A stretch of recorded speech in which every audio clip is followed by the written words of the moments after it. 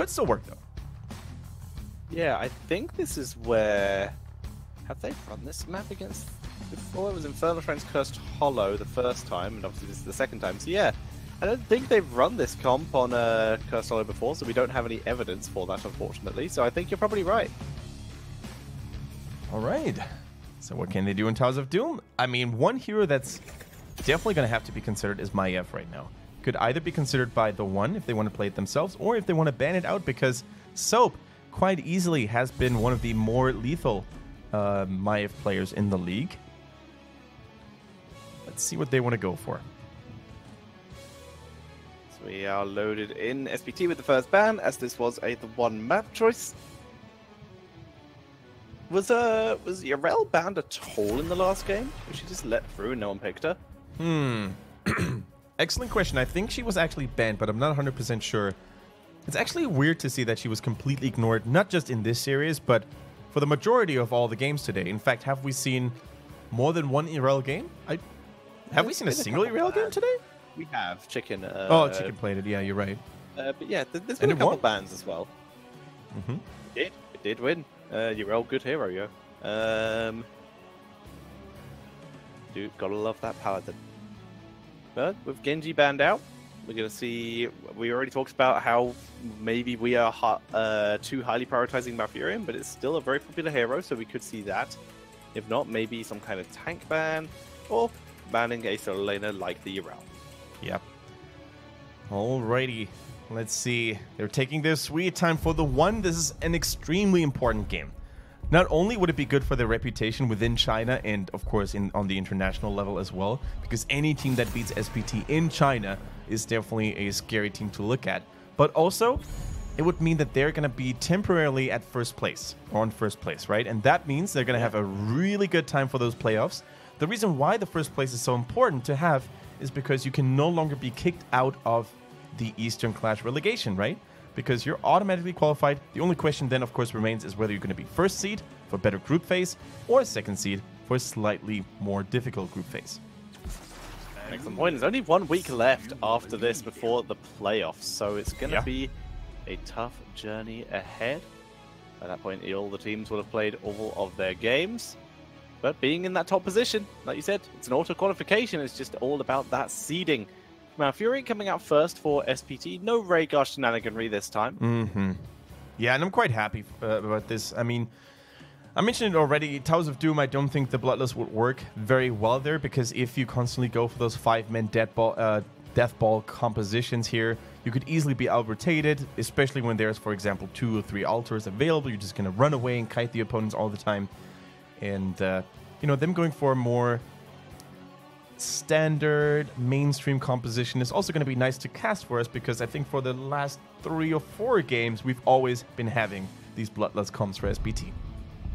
We have, in fact, gone a little bit crazy once or twice as well, so I definitely agree with you there.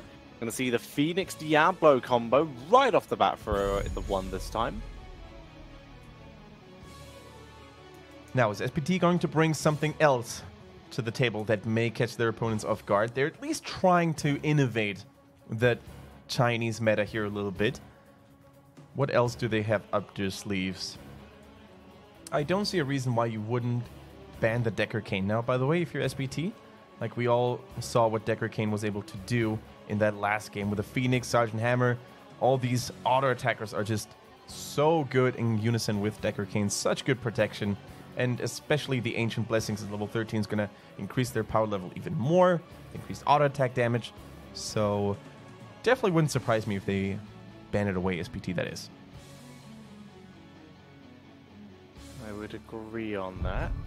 But is that what they want? The Yarel comes out for SPT along with the Hanzo. Yarel? So it's a good hero for Soap. It is. Which means I would expect SPT to maybe ban out the Malthael now. Oh, that's a good call too, yeah. Could be the Decker Cane, could be the Malthael. One of the two, depending on what they want to achieve, right? If they want to have a more dominating ERL in the laning phase, then you're totally right. The Malthael makes a lot of sense. The Haka actually banned by TheOne, so that could actually hurt them too. Yeah, it's just a question of whether they prioritize their opponent's solo laning or they're supporting more, which one they think is going to be more of a problem. The anti-healing, as you already mentioned, from Deckard Cain could be a huge hindrance to them. All right. We're taking their sweet time, 15 seconds. What would you ban against SPT actually here? They need a good tank. Muradin, actually. I would ban Muradin right off the bat.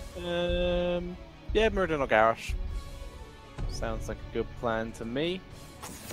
Stitches. Oh! Good map for it. Makes sense. Yeah. They played it in the past. Misaka is definitely not a bad Stitches player by any means. Now SPT. Are either me or Kendrick going to be right with the Malthael or the Deckard? We both agree that they are solid bans, but do they have something else in mind? Genji's still available as well, depending on how scared they are of a Genji. With that Hanzo, Genji for example. Is banned first by sorry, SPT. Sorry, I totally overlooked it. But as the usual one who would usually go with a Genji, Tracer is also a... Oh, that's a good one too, yeah. That is a goody one indeed. Goody one. So now, come on. What do you got, SPT? Which one is the higher priority? Or if not, show us something cool. In terms of bans, give us some information. Tetcher, do you think they're going to run the Sergeant Hammer again? The one? Interesting question. They could with this composition. We'll have to see. With Deckard gone, it makes it a lot less viable to run Sergeant Hammer, as he is right now the best support for Sergeant Hammer. Yeah. So, what is left in the supports here? We do have an Alex Strasser, which I'm personally not a big fan of.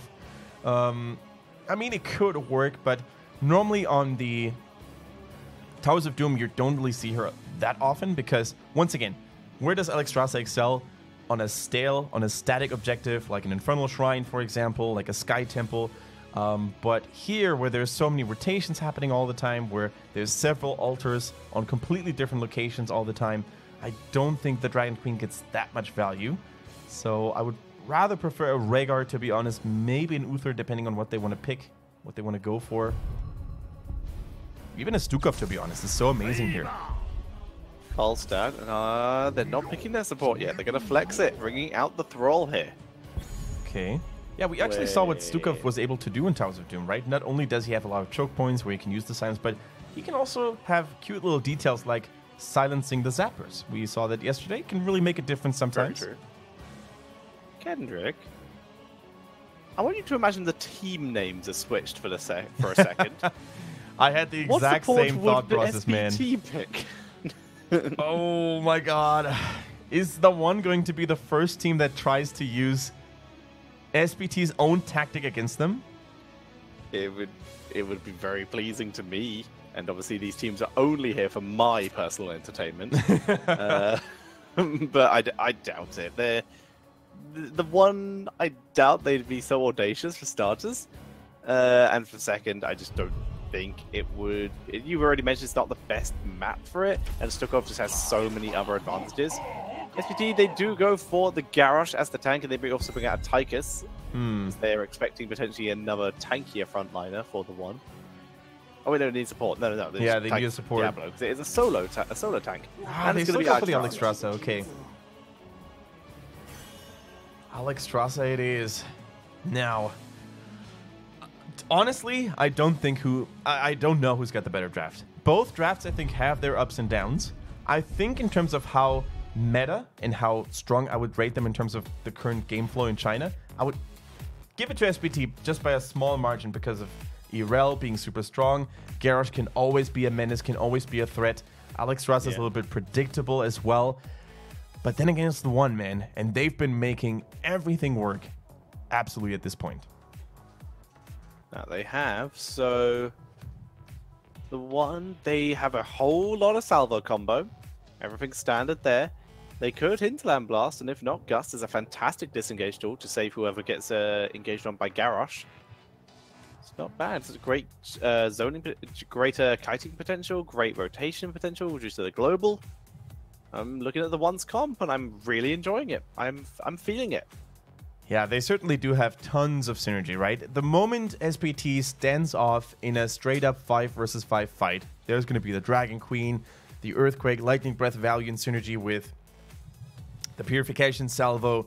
It's not going to be an easy fight for them to hold. On the other hand, they do have a couple of counters. Irel is damn strong right now. They do have a Tychus against the Diablo, which could always be that one nemesis that the Lord of Terror needs to fear. But for now, we're going to dive into the action, guys. TheOne is currently leading 1-0. And in this game, number 2 in Towers of Doom, we're going to introduce the teams once more. With TheOne, Hugo plays our Thrall, Muggle on that Phoenix, Meng on Falstad this time around, Hehe on Diablo, and ZJZ on Alexstrasza. And on the right, it is going to be super perfect team with Lucky on Hanzo, Melody on Tychus, Misaka on the Garrosh, Soap is playing Yrel, and ZZH on Malfurion. Let the fight begin.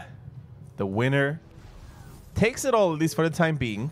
And especially if the winner is called TheOne, that would mean they would have a 3-point lead over their opponents in this game, SPT.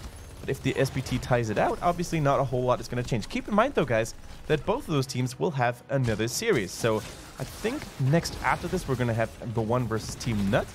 And we're going to have SPT versus RPG or KT?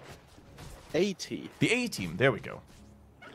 So, yes, but you were definitely right about TheOne versus Team Nut. So that will be coming up after this series. Going to be a good one. After the Hot Academy. It should be a good one. Should be very entertaining. TheOne. They're gonna they would love to come in with some good momentum after taking down their current at the top of the table rivals. This was the standoff, by the way.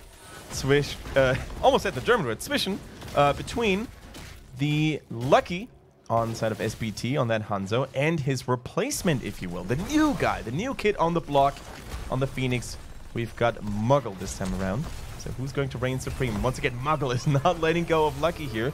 Strong poke, strong damage. In comes Meng with that global as well. So much damage onto ZZH, and they find a kill all over the place. TheOne looks way more coordinated here than SPT, and that mercenary camp isn't going to do anything anytime soon. That fly down was really nice by Falstad, able to pick up that kill. Needs to be careful of Garrosh around here though, but like you said, this camp will be cleaned up before it does any structure damage at all. Very nicely done by TheOne. But Misaka didn't have enough. He's trying to find Diablo here. The roots are good. No Shadow Charge up to this point, but easy sustained by ZJZ. Not even breaking a single sweat here. Meantime, Thrall and Yrel continue to duel. Tychus and Falstad continue to duel. Both those lanes desperately trying to avoid what would happen if they swapped. So Tychus, he would not have a fun lane versus Thrall, and the same way around for Falstad versus Yrel. Yeah, he needs to be careful. I mean, he has baited many plays in that first game on the Diablo, but here comes Tychus, and he's gonna have that minigun and the Q, the overpower there as well. Here we go. Let's see what they can do. They find another one and a clean double kill just because TheOne got a little greedy and a little full of themselves. But in the meantime, though, what do they trade for those 2 kills, right? They're not soaking in the middle, they're not soaking in the top lane, whereas Falstad and Thrall have been doing exactly that. So in terms of XP, not a whole lot should change anytime soon. Falstad and Thrall taking down the mercenary camp in the top lane, and they're trying to get some pressure up there as less and less. Sorry, Yrel notices, but she does not even attempt to rotate. She's instead already going for her altar. ZZH channeling, nice interrupt by Misaka. That will be a full channel, barely. Plasma Cutter, just short of an interrupt. Yrel heads back to lane, choosing not to run at Falstad, and that makes sense. She would not have got there in time for the interrupt there either. So it ends up being a 2-for-1 in favor of SPT. I actually thought that Muggle had this interrupt for sure, you know. I think his auto attack range on the photon bomb may have been enough, might have been enough, but he decided to go for the laser, misaimed it though. Ooh, and that one Sapper unfortunately not landing all the way until the structure here. But yeah, slight misplay there. I mean, it's not going to be the biggest of misplays. Overall, I feel like early game these altars are not that important. Still important, but not that. Yeah, it's not so bad at all. SPT cleaning out the minions, whereas TheOne couple of them went back for health and mana before they came back into the lanes, but they haven't lost much XP, if any. It's just a slight lead for SPT after the shots and the extra kill they have, which might become another extra kill here. But no, Hihi able to tank through, but it burns a Dragon Queen. Another victory gained by SPT. Yeah, I was going to say, that Dragon Queen looked very, very quick there. So ZJZ immediately actually pulling the trigger. And now he's probably not going to have enough healing to actually keep Diablo safe. Never mind, here goes the Q, here goes the abundance. But Diablo ends up falling. So does Tychus. 1-for-1. Soap now caught between the front lines, surrounded by enemies. So is Misaka. Meng taking a big blow here from Hanzo. And both teams decided to let it be for now. 18 seconds until the ult responds, so they definitely want to try to recuperate and find a little bit of healing and regeneration. Did you see what killed Tychus?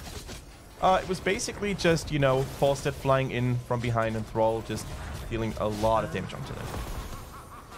Fair enough. As Hugo continues to zap, Misaka dropped a little bit low there, but surprise Soap. Not getting the knock back into tower range, instead just into the sideboards. They begin to chase them down into this area. Misaka still taking a lot of damage. He has all that armor, which is going to help make him even tougher to kill. So, still looking for an angle. They can easily interrupt ZJZ, assuming they don't get knocked down. Too close. Too late. When an orc finds an orc, it is usually the one with a bigger axe that wins and reigns supreme. And in that case, it was definitely Misaka on that Garrosh. You know nothing about the Horde at all. It's not about the size of the axe. It's really about the skill of the wielder. As we see them rotating to the camp, and they'll begin to take that Sapphire camp to try and put some pressure onto the bot lane. I thought the one who screams the loudest, some brutish words, usually takes all the glory. Isn't that how the Horde works? Trash talk is actual sports psychology. It can assist you. It gets you hyped up, gets the adrenaline going. So, yeah, it's a legit strategy. Like making false promises at the Broken Shore and retreating? Do you consider that trash talk as well? I shouldn't say retreating. That sounds way too strategic. Running away, fleeing. That would be the proper term. I'd throw back, but I'd throw back an insult, but that would be disrespecting the dead. As we see SPT picking up some kills there. Alright, level 10 now available for SPT.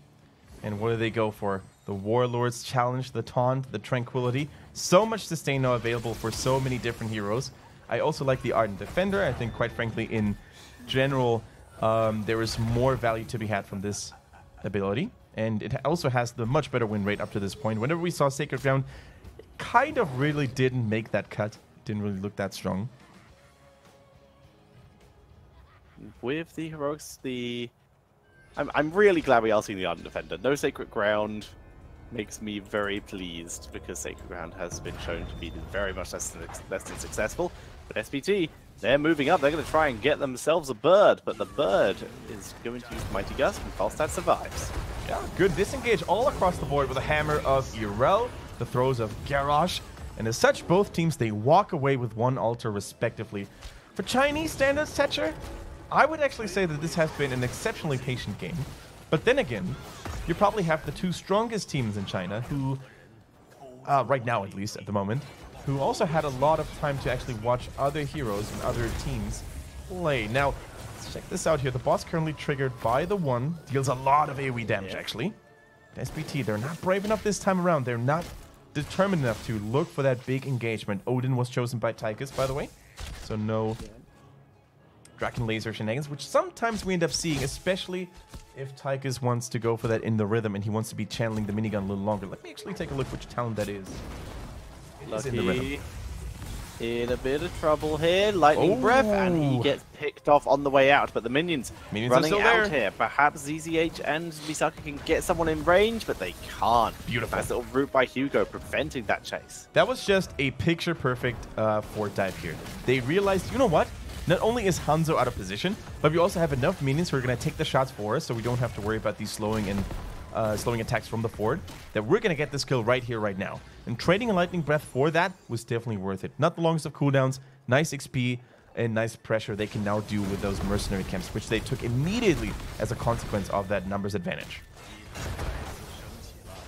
They begin to push in. Can SPT clear those out? They are just going to frontline and tank them. Soap is hanging around from above, from the side, but decides to back up as her team's still busy cleaning out that minion wave, so they would not be able to join her in a timely fashion at all. Right, Meng is coming in strong here in the top lane. He's trying to get that split soaking done so 13 can be acquired sooner. Misaka tanks a lot of damage. Needs to be careful though. Finds a thrall. Here comes the Earthquake as an immediate response. The Cleansing Flame keeping Hugo alive. He tanks through. No way. One of them missed, but he survives. He sneaks away. Lucky though, picking huge damage onto Meng here. As Meng is tanking through, but he's still eating shots. Malfurion going down though, so 2 for 0 in favor of TheOne and SPT being chased away. Thrall, the king of self-sustain. You could see it. Why exactly here? Now they're trying to go for Melody C. The slow is good by Mugga, but the damage just barely not enough. And with his level 13 talent, the self-sustain, the activatable trait of Thrall, he tanked through all of that. The Ancestral Wrath as well. So much individual healing. The stronger on HP, by the way, your target is, which means the more HP your target has, the more you're going to heal. So I'm pretty sure he used it on Garrosh or Irel. Irel, technically speaking, should have the highest HP pool. So strong self-sustain by Hugo. And once again, a massive play by ZJZ as well on that Alexstrasza, who just landed every single cleansing wave, bar one. We see the push coming up from TheOne. That round 2 with these sappers. Pulsar is yet to join them. Urel avenging Wrath. They're looking for Hihi. Root lands. Tychus begins to burn through, but it's... Oh, it might be enough for a kill now. Yeah. But nice use of the Garrosh to escape there by Hihi. My gosh, so many abilities were used on Hihi, but yet he refuses to fall. I mean, the hammer was used, the throw, the minigun was channeled by Tychus as well, but it was not enough. Tanky Diablo still prevails. Now, Misaka hasn't had enough. He's trying to make that happen onto Hugo. The throw is good. The taunt follows right after. And this time, the former War Chief falls to the ex-War Chief. The former to the former. The X to the X. We're running out of words for previous. That's a good one. As we see them moving up to the next altars here. With 2 in top, 1 in middle. It should, with that kill, be relatively fine for Thrall to get to at least his own side in time. Yeah. So dash is now complete for Tychus, which is really useful. It allows him to have a longer distance on that dash, and also to have a pretty insane movement speed after dashing successfully. So a really useful talent. Good to see. Oh, that's an early Odin. The very early Odin from Misaka, and that Odin will zone out here. And that will give at least the bottom one, with the tops being traded evenly. That's going to give SPT an even core. Yep. Finally, they managed to catch up. It's a 20-20 right now here. So let's see who's going to take the lead from now. It's a dead even game. Not just in experience, but also, as Tetris said, in terms of core health. Misaka caught there a little bit. Another Dragon Queen being used. The Roots are here to stall and zone out. Dragon Queen and the Cleansing Flames have been used. The buffet is used. Indomitable blocks it. Dragon Arrow comes out. Good damage. The great absorption. The Ardent Defender from Soap absorbs so many of those hits. Hugo flipped into 4 range, getting pinged with damage, but he gets out. And with Tychus dead, it's a 1 for 0. Misaka getting caught. The nice interrupt on the salvo, but it's not enough to save Urel, who also goes down. And Misaka caught in the slow, gets taken out as well. And TheOne massacre SPT. Ice block there, used early by CZH. Is it going to be enough to save him? I don't believe so. The overpower was good. There goes the salvo onto Lucky. Not enough, though. He wasn't slowed. If there had been a slow on Hanzo, there would have definitely been enough damage to do it. But Hugo, he's baiting those plays over and over and over again. So well done by him here, refusing to die, knowing exactly when to activate his trade, when to go for the Ancestral Wrath. I mean, this guy is just on a tear right now. He really is, and this is going to be likely another 2 altars going over to TheOne, which is going to be 10 shots onto the core of SPT. But Malfurion will be back. They can afford to fight it, but they need to first soak 16 somehow. All right. Here we go. The altars are coming in at that time. The team of SPT is currently not fully assembled, but Malfurion now using the shortcut, using the tunnel to basically reach his team's side here. Already Hugo had channeled the bottom. Look at that. 1 Beltar advantage as well means 5 shots total. Falstad should have the global ready. He was busy taking the mercenary in the top lane. He in trouble, gets chunked down heavily.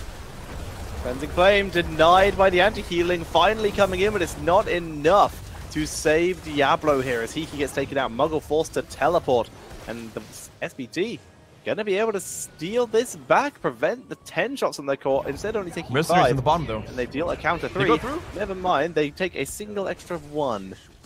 They go through. Okay, so it was only That one. was No, I think it was no, more. wait. Yeah, it was 3, because they had a 15 health on the core, because they took 5 damage, so yeah. So that was worth it, actually. Diablo came back anyways because he had full souls. He's going to take a little bit of time, actually, to regain those. But hey, if you have 3 shots extra, I think that was a good trade overall. Keep in mind that also with that Bell Tower in their possession in the bottom, he had 5 shots from the turn on the altar. So 8 shots in total. Let's see if they can actually maintain that lead. 1 level lead solidly there the moment SPT turns 17. Boss is available as well, so if they see them commit to this Bell Tower, and if they're fast enough to do it, they might actually try to go for it. They do have the Mighty Gust too, so if SPT doesn't show up in time, and even if they do, it's going to be a very hard thing to do for them to hold. Meng in that abundance circle, he needs to stay healthy. Gust is ready, Soap scouted though. They know so about it. Dragon's Arrow, is it coming? It's coming.